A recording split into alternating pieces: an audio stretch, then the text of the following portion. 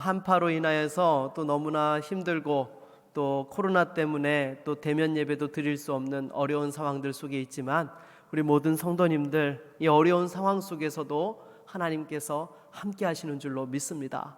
다시 한번 믿음의 소망을 가지고 일어서는 우리 모두가 될 수 있기를 바라겠습니다. 여러분, 요즘 축구를 잘 모르시는 분이라 하더라도 지금 영국 프리미어 리그에서 활동하고 있는 손흥민 선수를 아시죠? 참 우리나라 선수로 월드 클래스로 가장 최고로 인정받는 선수입니다. 심지어 스페인의 레알 마드리드라고 하는 아주 엄청난 팀이 있죠. 이 팀에서 러브콜을 보내고 있습니다.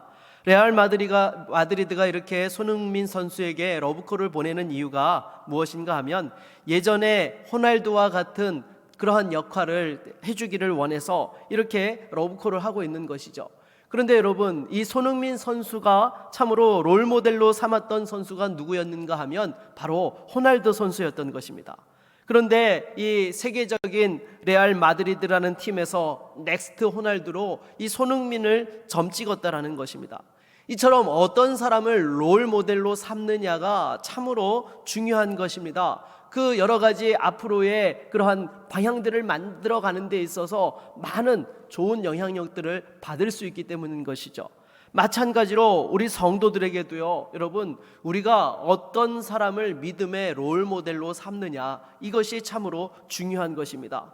성경에 보게 되면 수많은 믿음의 사람들이 나옵니다. 이 아벨이라든지 에녹이라든지 노아라든지 요셉과 다니엘, 또 여러분 베드로와 바울 사도 같은 그런 사람들도 있습니다.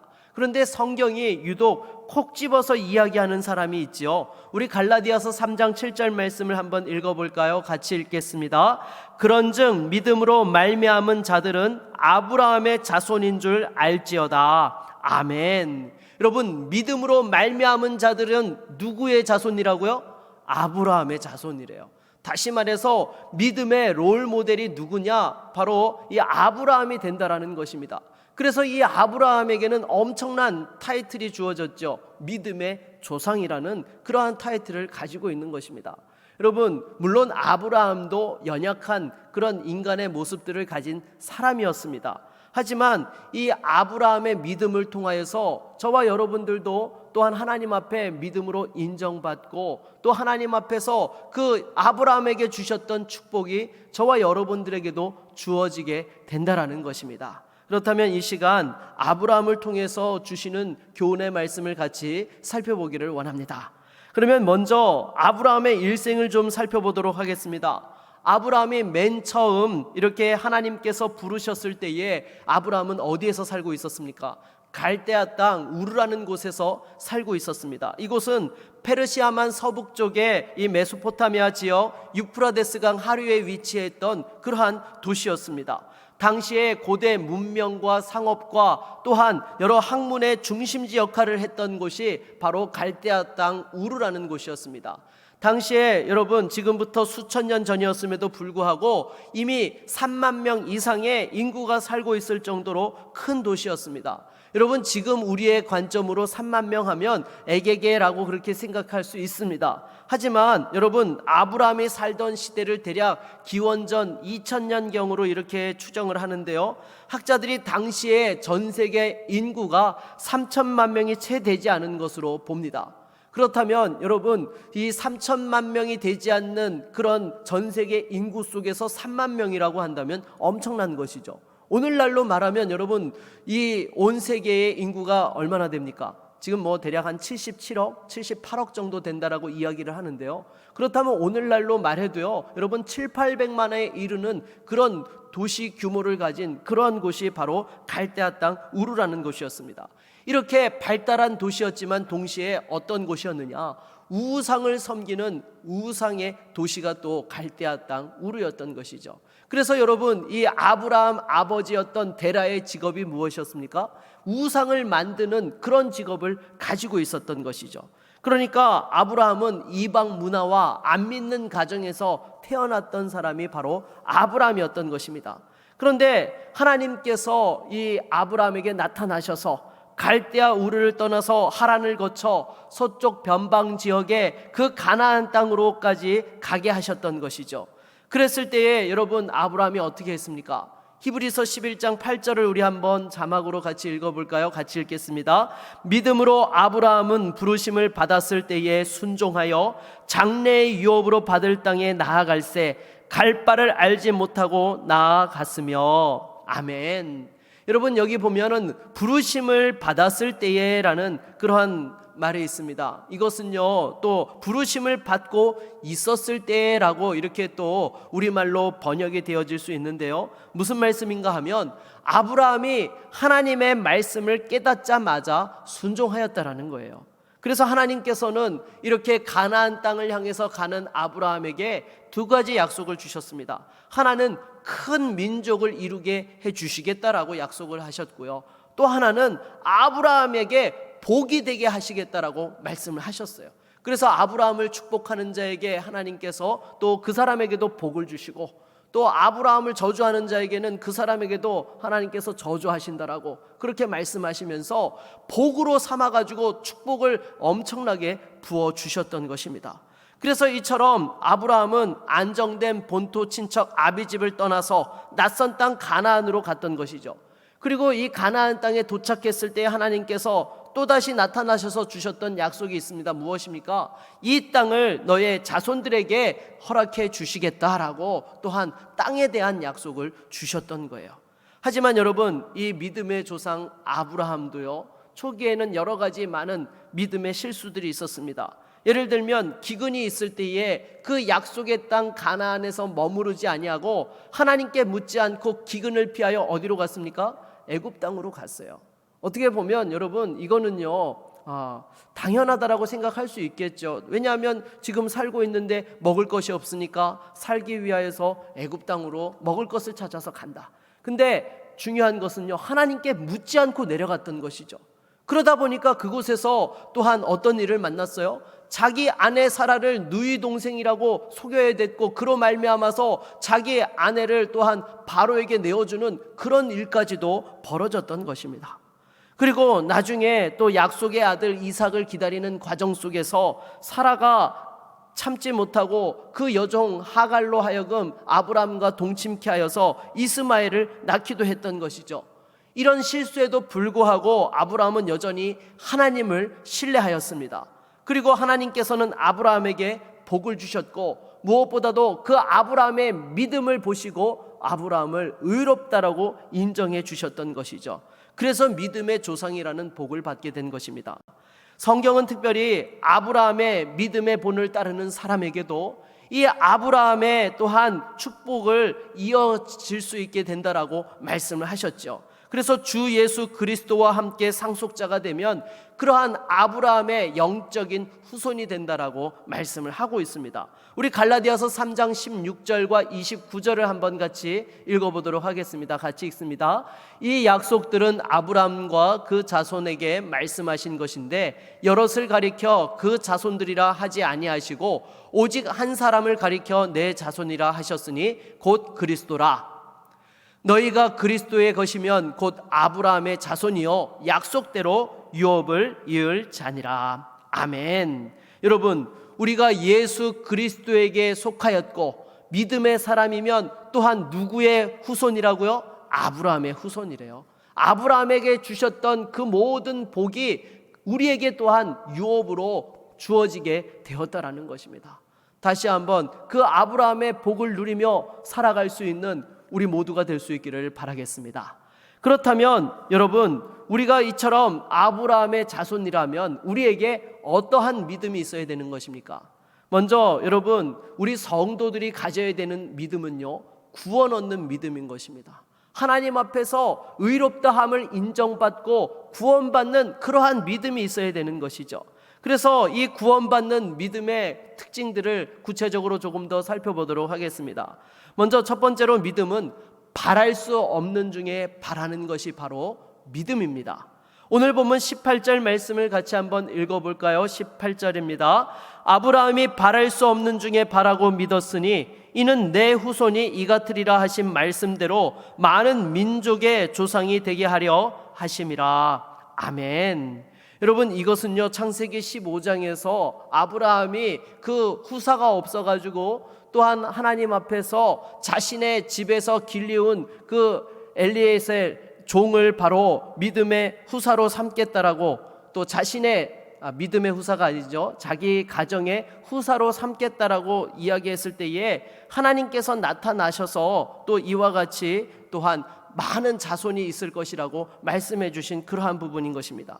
그러니까 여러분, 아브라함이 어떻게 했어요? 그것을 또한 그대로 믿고 받아들이니까 하나님께서 그것을 의로 여기셨다라고 말씀을 하고 있습니다. 여러분, 믿음과 소망의 차이점이 무엇입니까? 소망이라는 것은요, 무엇인가가 앞으로 일어날 것을 일반적으로 이렇게 기대하고 또 확신하고 있는 그러한 부분이라고 할 수 있는 것입니다. 반면에 믿음이라는 것은 무엇입니까? 소망보다 더 구체적인 것이죠. 소망이라는 것은 어떠한 바람이라고 한다면, 믿음이라는 것은 그것이 반드시 이루어졌다라는 확신을 가지고 있는 것, 그것이 바로 믿음인 것입니다. 그러니까 믿음이 더 구체적이고 확실한 것이죠. 당장에 여러분, 아브라함이 후사에 대한 그 약속을 받았을 때에 인간적으로는 그것을 확신할 수 있는 상황이었습니까? 그렇지 않습니다. 여러분, 이미 아브라함의 나이가 아이를 가질 수 없는 그런 상황이었던 것이죠. 그리고 그 부인이었던 사라도 또한 폐경이 되어져서 더 이상 아이를 가질 수 없는 상황이었던 것입니다. 이런 상황에서 여러분, 만일 아이를 갖겠다라고 소망하고 믿음을 갖고 있다라고 한다면 여러분, 이것은 무엇입니까? 허황된 것이라고 할 수 있겠죠. 그런데 지금 이 아브라함이 이런 상황 속에서 어떠한 믿음을 가지고 있었습니까? 말씀에 대한 믿음을 가지고 있었어요. 하나님께서 약속의 자녀를 주시겠다라고 말씀하신 그 말씀에 근거하여서 여러분, 그 확신을 가지고 있었던 것입니다. 여러분, 우리 믿음은요, 어디에 근거를 두느냐가 중요한 거예요.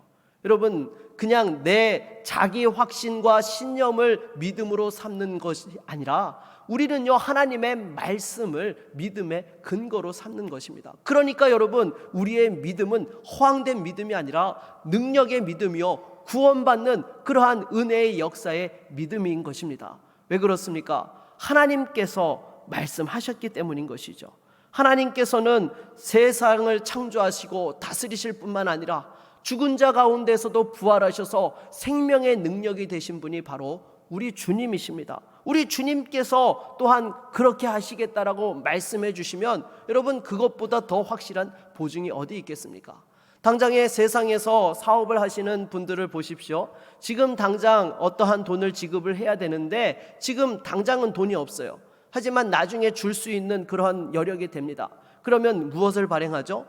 어음이라는 것을 발행을 하게 되죠. 나중에 회사가 이것을 보증하고 분명하게 지급하겠다라고 약속을 하고 어음을 발행을 합니다. 그래서 이 어음은 회사가 가지고 있는 능력을 벗어나서 발행하지 못해요.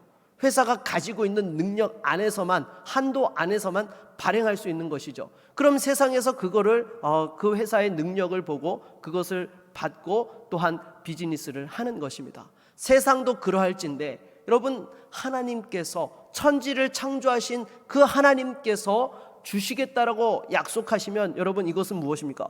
그것보다 더 확실한 것은 없는 거예요. 여러분, 그러기에 우리의 믿음은요, 결코 허황된 것이 아니라 분명한 바라는 것들의 실상이요, 보지 못하는 것들의 증거다라고 이야기할 수 있는 것입니다. 왜냐하면 하나님께서 우리 믿음의 근거가 되시고 확신이 되시기 때문인 것이죠. 그러므로 무엇보다도 약속의 말씀을 의지하여서 어떠한 상황들 속에서도 믿음으로 바라보며 나아갈 수 있는 저와 여러분 모두가 될 수 있기를 바라겠습니다. 두 번째로 여러분, 믿음은 육신의 한계에도 낙심치 않습니다. 오늘 보면 19절 말씀을 같이 한번 읽어볼까요? 19절입니다. 그가 100세나 되어 자기 몸이 죽은 것 같고 사라의 태가 죽은 것 같음을 알고도 믿음이 약하여지지 아니하고. 아멘. 여러분, 우리가 때로 신앙생활을 하다 보면요, 시험에 들고 낙심에 빠질 때가 있습니다. 왜 그렇습니까? 믿음의 근거가 되신 하나님보다도 우리 주변에 일어나고 있는 상황과 환경이 더 크게 우리에게 이렇게 몰려오는 것으로 느껴지게 되면 우리가 그 순간 믿음이 연약하여지고 낙심할 때가 있다라는 것입니다. 당장의 아브라함도 보십시오. 여러분, 조금 전에도 말씀드렸지만 지금 인간적으로 보면요, 아이를 가질 수 있는 상황이 아닌 거예요.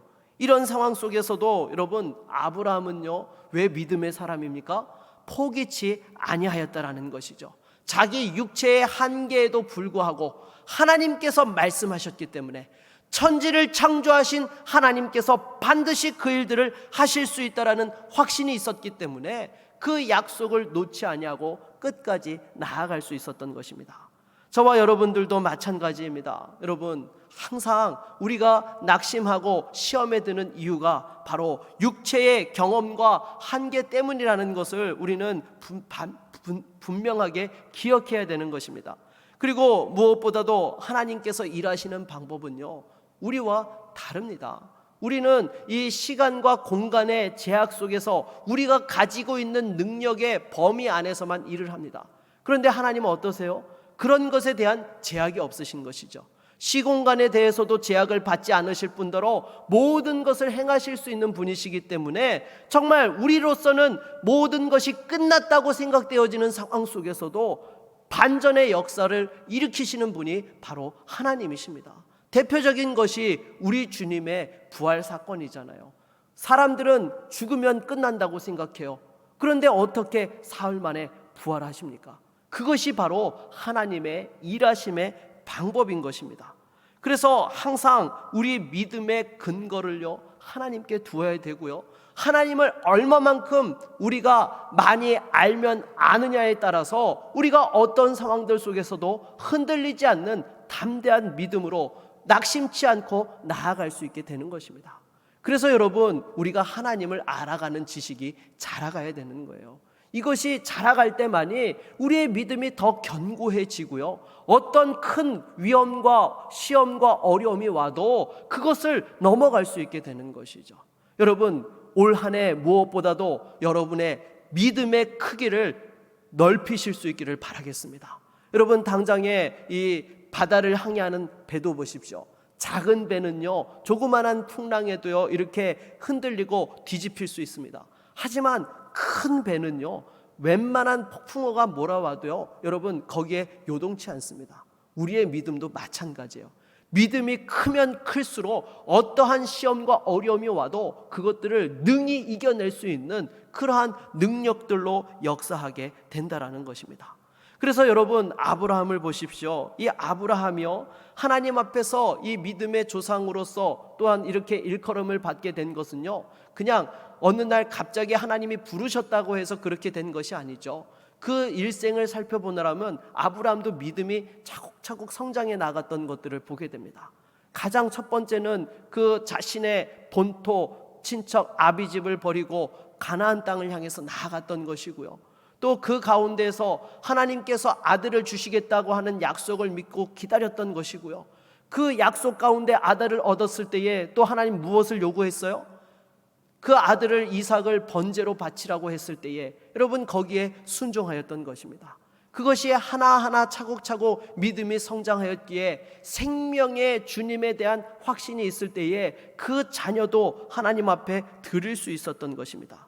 그래서 의심치 않고 말씀대로 순종하여서 아브라함을 믿음의 조상이라고 하게 되는 것이죠. 그러기에 여러분, 항상 우리가 하나님 앞에서요, 이 말씀을 분명하게 붙들어야 되는 것입니다. 특별히 악한 마귀와 또한 이단의 영들이 우리 성도들을 공격하여서 넘어뜨리고 또한 우리를 흔들 때에 가장 먼저 쓰는 방법이 무엇입니까? 진리를 의심하고 흔들리게 한다라는 거예요. 내가 갖고 있는 믿음이 이것이 아니다라고, 그것에 대해서 이렇게 다른 것이 진짜인가 보다라고 이렇게 미혹하게 함으로써 우리의 믿음을 흔들어 가지고 의심하게 하고 낙심케 하고 넘어지게 한다라는 것입니다. 사랑하는 여러분, 절대로 여러분, 우리 믿음의 근거는 하나님께 있다는 사실을 잊지 말기를 바라겠습니다. 상황과 형편에 따라서 여러분 흔들리면요, 그거는요 올바른 믿음이 아닌 거예요. 참 믿음은 근거가 내게 있는 것이 아니라, 내 주변의 상황과 형편에 있는 것이 아니라 하나님 말씀에 근거가 있고 하나님께 근거가 있다는 사실을 분명하게 붙잡을 수 있기를 바라겠습니다. 그래서 여러분, 우리 20절 말씀을 같이 한번 읽어보도록 하겠습니다. 20절입니다. 믿음이 없어 하나님의 약속을 의심하지 않고 믿음으로 견고하여져서 하나님께 영광을 돌리며. 아멘. 여러분, 아브라함은 믿음과 의심 사이를 왔다 갔다 했던 사람이 아닙니다. 항상 그 하나님의 말씀을 신뢰하였던 것이죠. 물론 여러분, 그 하나님의 약속의 말씀을 제대로 이해하지 못해가지고 깨닫지 못해서 인간적인 실수를 한 부분들도 있습니다. 아까 말씀드렸던 애굽으로 내려갔던 일, 또 그리고 이스마엘을 낳았던 일. 그런데 여러분, 아브라함은요 의심하지를 않았어요. 그 하나님께서 자식을 주시겠다고 할 때마다 분명하게 신뢰했던 것이죠. 하지만 사라는 어때요? 그렇지 못했죠. 1년, 이삭이 태어나기 1년을 앞두고 하나님 찾아오셔서 아브라함과 대화하는 것들을 사라가 엿듣고는 어떻게 했어요? 1년 후에 자식이 있으리라고 하니까요 비웃었죠. 그러니까 하나님께서 사라에게 너 왜 비웃니? 라고 말씀하시니까 저 비웃은 적 없습니다. 그러니까 나중에 어떻게 했어요? 자식이 태어나서 너무 좋아가지고 이삭이라는 이름을 지었잖아요. 그 뜻이 무엇입니까? 웃음이라는 의미잖아요. 여러분, 사라는 조금 이렇게 왔다 갔다 했던 부분들이 있었지만요 아브라함 왔다 갔다 하지 않았어요. 어떤 분들은 창세기 15장 사건을 가지고 아브라함도 의심하고 흔들리는 믿음이지 않았었느냐라고 생각하는 분들이 계실 수 있습니다. 그런데 여러분, 이 아브라함은요 흔들리지를 않았어요. 그러니까 하나님께서 하늘의 무별들을 보여주시고 땅의 그 바닷가의 모래알들을 보여주시면서 내 자손이 이와 같을 것이다 라고 말씀하시니까 거기에 대해서 믿음으로 받아들였던 것이죠. 만약 의심하고 흔들렸으면요 여러분, 그 상황 속에서 그렇게 대답할 수 있는 것이 아닌 것입니다. 물론 여러분, 아브라함이 하나님 앞에서 갈등했던 부분이 있죠. 무엇입니까? 지금 당장 주시지 않는 것. 하나님이 능력이 없어서 안 주시는 것이 아니라 지금 당장 주시지 않는 것에 대해서 갈등했던 그런 부분들이 있었다라는 것이죠. 저와 여러분들도 마찬가지예요. 왜냐하면 하나님 말씀을 주시더라도요, 약속을 주시더라도 우리가 그걸 어떤 범위 안에서 받아들여요? 내 인간의 경험과 지식의 범위 안에서 그 말씀을 받아들여요. 그러다 보니까 때로 그 말씀을 오해하고 그 속에서 갈등하는 일들이 벌어질 수 있다라는 것입니다. 하지만 그것은요 의심하는 거하고 달라요. 의심은 무엇입니까? 하나님의 능력을 믿지 못하는 거예요. 여러분, 이것은요 여러분 믿음이 아닌 것이죠. 하지만 하나님께서 주실 수 있으신데 지금 주시지 않는 것, 내가 생각한 방향대로 일들을 이끌어 가시지 않는 것에 대해서 우리가 갈등할 수는 있지만요 절대로 여러분 하나님의 능력을 의심해서는 안 된다라는 것입니다. 그러므로 때로 약속의 말씀을 믿고 나아갔을 때에 내가 기대했던 것과 다른 방향과 형편으로 일들이 전개되어진다 하더라도요 여러분, 분명한 것은요 하나님을 향한 그 약속에 대해서는 흔들림이 없어야 된다는 것입니다. 당장에 출애굽할 때에도 이스라엘 백성들을 보십시오. 여러분, 그 애굽에서 가나안 땅으로 올라가는 가장 빠른 지름길이 있었습니다. 이 오늘날은 가자지구라고 일컬어지는 그곳을 통해서 올라가면은 가장 한 3, 4일 정도면은 가나안 땅에 도착을 할 수 있는 그런 지름길이 있어요. 그런데 하나님께서는요 글로 인도하시질 않으셨죠.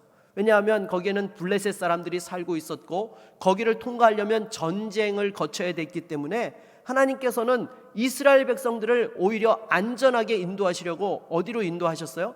광야로 인도하셨어요. 근데 사람의 생각에는요 여러분, 광야가 안전합니까? 사람들이 살고 있는 것이 안전합니까? 사람들이 살고 있는 것이 안전한 거예요. 그렇잖아요. 광야에서는 밤에는 춥고 또한 낮에는 뜨겁고 물도 없기 때문에 생존할 수 없는 곳이에요. 그런데 오히려 하나님께서는 그곳으로 인도하셔서 어떤 대적의 공격도 받지 않도록 안전하게 이스라엘 백성들을 보호해 주셨던 것이죠. 그리고 그 광야에서 낮에는 구름 기둥, 밤에는 불 기둥, 또 만나와 메추라기로 반석에서 물을 내시면서 이스라엘 백성들을 보호해 주셨던 것이죠. 그래서 하나님께서 원하셨던 것이 무엇입니까?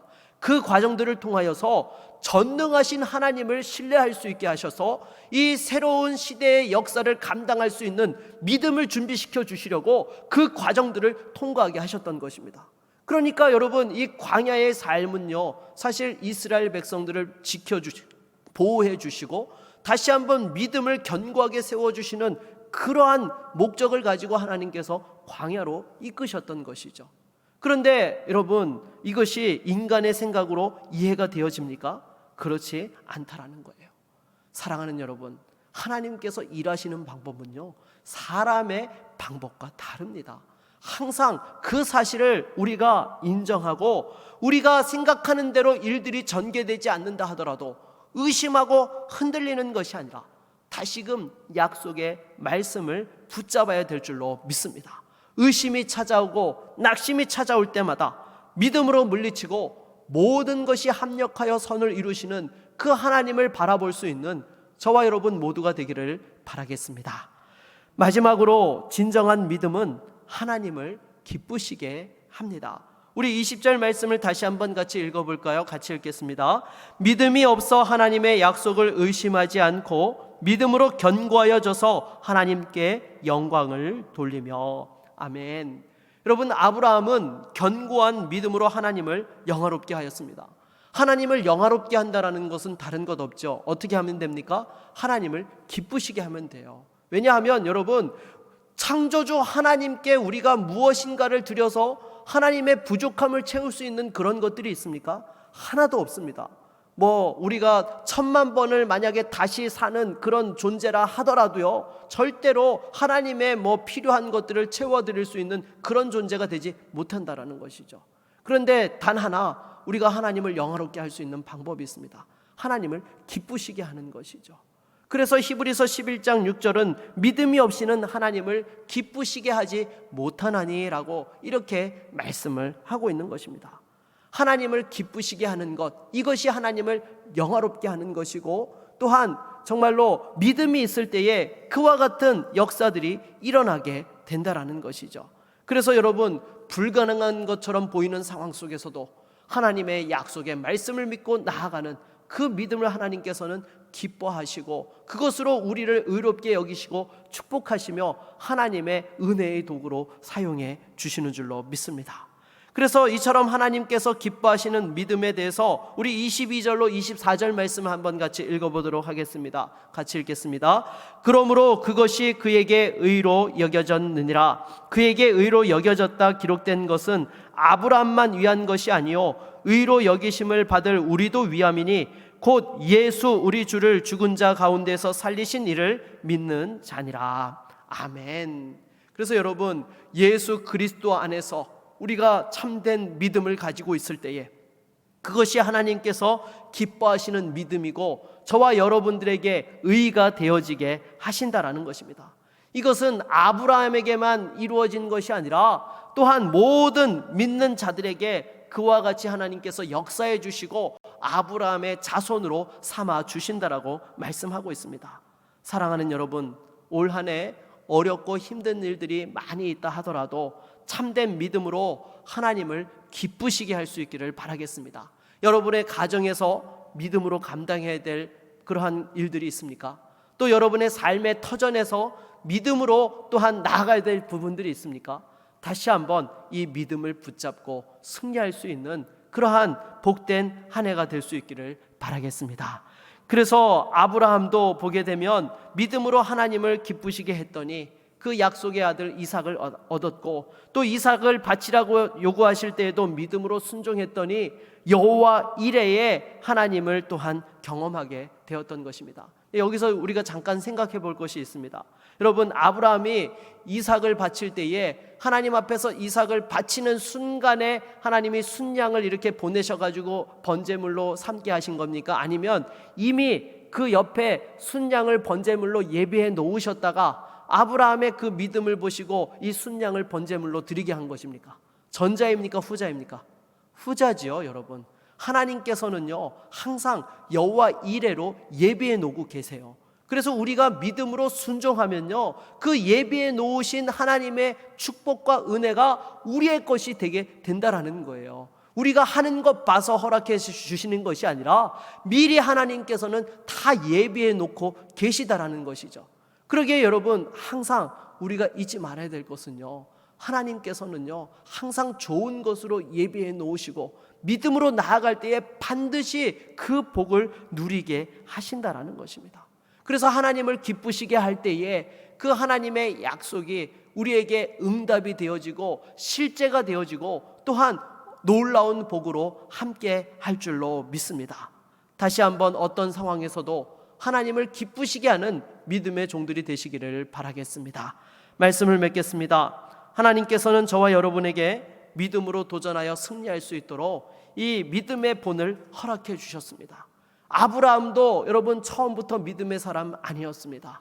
이 우상을 섬기는 도시에서 또 우상을 만드는 그 부모님 밑에서 성장하였지만 하나님께서 불러주셨을 때에 믿음의 조상이라는 엄청난 칭호를 받게 되었고 그 축복을 누리게 된 것입니다. 저와 여러분들도 마찬가지입니다. 여러분, 하나님께서 믿는 자에게 다시 한번 우리에게 하나님의 약속하신 그 축복을 받아 누리게 하시며 하나님의 그 뜻이 이루어지게 하실 줄로 믿습니다. 이러한 아브라함의 본을 따라서 믿음의 후사로서 그 모든 주신 복을 받아 누리며 승리할 수 있는 믿음의 종들이 다 되시기를 주의 이름으로 축원합니다.